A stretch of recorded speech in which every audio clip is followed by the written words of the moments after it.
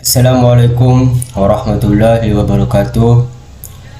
Perkenalkan, nama saya Guntur Maulana, NIM 61201232206 dari Universitas Primagraha, Prodi Manajemen, Fakultas Ekonomi dan Bisnis, kelas A8. Nah, teman-teman, jadi di video kali ini saya akan mencoba menjelaskan ke materi tentang jurnal penyesuaian. Baik, kita langsung ke pengertian jurnal penyesuaian ya. Jurnal penyesuaian itu suatu form atau daftar yang nantinya akan digunakan untuk mencatat akun-akun dan buku besar yang perlu disesuaikan, sehingga dapat menunjukkan keadaan yang sebenarnya, sedangkan akun buku besar yang sudah menunjukkan keadaan yang sebenarnya dapat digunakan langsung dalam menyusun laporan keuangan. Sedangkan yang belum menunjukkan keadaan yang sebenarnya harus kita lakukan penyesuaian terlebih dahulu. Tujuan dilakukannya penyesuaian adalah untuk memisahkan antara biaya yang sudah menjadi beban pada suatu periode akuntansi dengan yang belum. Selain itu, antara pendapatan yang sudah menjadi hak dan yang belum menjadi hak ya. Terus lanjut ke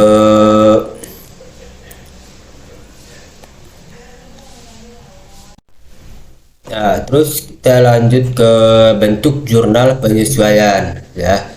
Bentuk jurnal penyesuaian seperti ini ya. Jurnal penyesuaian ini seperti ini.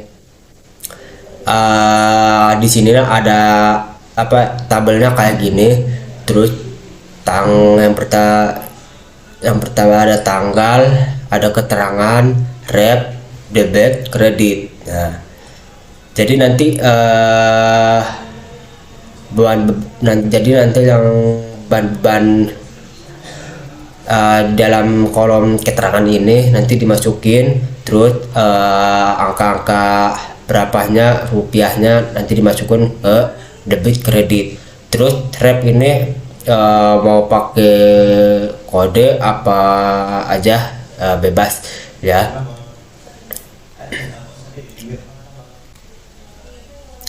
Nah, kita lanjut ke pencatatan jurnal penyesuaian perlengkapan.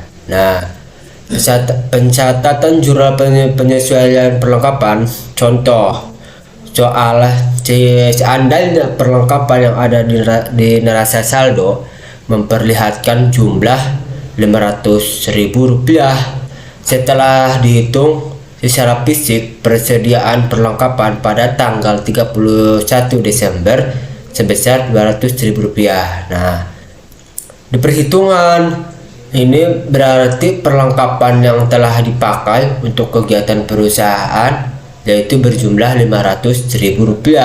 Jadi dikurangi Rp200.000. Jadi jumlahnya Rp300.000. Nah, dimasukin ke sini ke dalam kolom. Jadi keterangannya beban perlengkapan itu Rp300.000 ke debit. Nah, jadi perlengkapan itu yang kedua itu perlengkapan, jadi masuknya ke kredit Rp300.000. Nah, jadi sama ya, debit sama kredit sama. Itu yang namanya pencatatan jurnal penyesuaian. Disama-samain aja. Nah, kita membahas yang kedua, pencatatan jurnal penyesuaian. Pencatatan jurnal penyesuaian beban yang masih harus dibayar. Nah, seperti ini contohnya ya. Misalkan perusahaan membayar upah pegawai mingguan setiap hari Sabtu. Tarif upah 50.000 per hari. Pembayar dia nggak ganggu bayar. Dikasih potong. Harus kan soalnya mau kali barang. Nah, yang kedua kita pencatatan jurnal penyesuaian beban yang masih harus dibayar.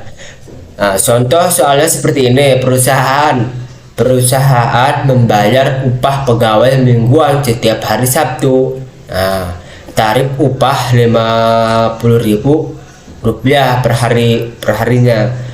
Pembayaran upah terakhir tanggal 28 Desember. Dengan demikian upah karyawan tanggal 30 dan 31 Desember belum dibayar karena baru akan dibayar pada hari Sabtu tanggal 4 Januari tahun berikutnya. Nah, di perhitungan ini berarti sampai akhir periode akuntansi terdapat upah yang belum dibayar 2 hari. Nah, jadi 2 hari itu 50.000, jadi 2 hari 50.000, jadi totalnya itu Rp100.000. Nah, kalau sudah jumlahnya Rp100.000 totalnya, nah nanti kita masukkan ke keterangan. Nah, yang beban yang masih harus dibayar, terus ditulis beban gaji dan utang gaji. Nah, beban gaji masuk ke debit Rp100.000. Terus yang di kreditnya utang gaji Rp100.000. Nah, seperti itu teman-teman yang pencatatan jurnal penyesuaian. Baik, yang ketiga kita lanjut pencatatan jurnal penyesuaian pendapatan yang masih harus diterima. Nah, bagaimana pendapatan yang masih harus diterima? Nih contohnya, misalkan suatu perusahaan menyimpan uang di bank sebesar 900 juta pada tanggal 1 September 2019. Suku bunganya 15% tahunan, bunga diterima setiap 6 bulan sekali, tiap 1 Maret dan 1 September. Nah, jadi dalam perhitungan itu ini berarti bunga 6 bulan pertama baru akan diterima tanggal 1 Maret 2020, sehingga sampai akhir periode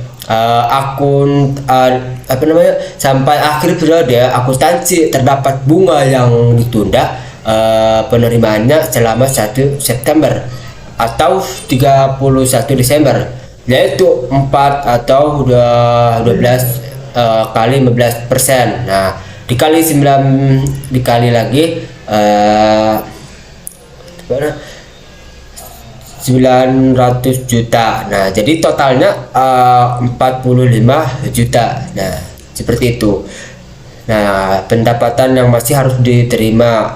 Jadi kita harus ditulis dalam keterangannya piutang bunga, pendapatan bunga. Nah, terus piutang bunga masuk ke debit itu 45 juta.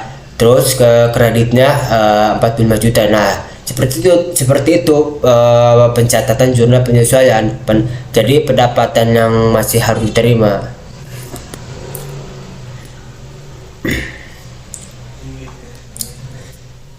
Nah, kita lanjut pencatatan jurnal penyusutan aktiva tetap. Seperti apa penyusutan aktiva tetap? Nah, sama aja ya. Jadi contoh di neraca saldo akun peralatan kantor memperlihatkan jumlah 19 juta. Nah, diputuskan oleh manajemen bahwa penyusutan 10% per tahun. Nah, di dalam perhitungannya ini berarti penyusutan tiap tahun yaitu 10%. Nah, kali 19 juta, jadi totalnya 1.900.000. Nah, terus dimasukin, jadi penyusutan aktiva tetap ditulis beban penyusutan peralat. Jadi di sini akun peralatan kantornya, jadi tulisnya beban penyusutan peralatan. Nah, masuk ke debit 1.900.000. Terus tulis akumulasi penyusutan peralatan. Nah, jadi 1.900.000 dalam kredit. Nah, jadi ditulis ditulis dulu tanggalnya, terus keterangannya, rep kalau rep bebas kode maupun apa aja, terus masukin duitnya, terus kreditnya gitu ya teman-teman.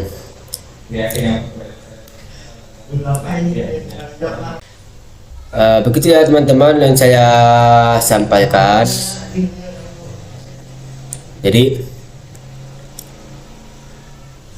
masih ada pembahasan penyesuaian beban-beban yang lainnya yang perlu dimasukkan. Jadi sampai sini saja video kali ini.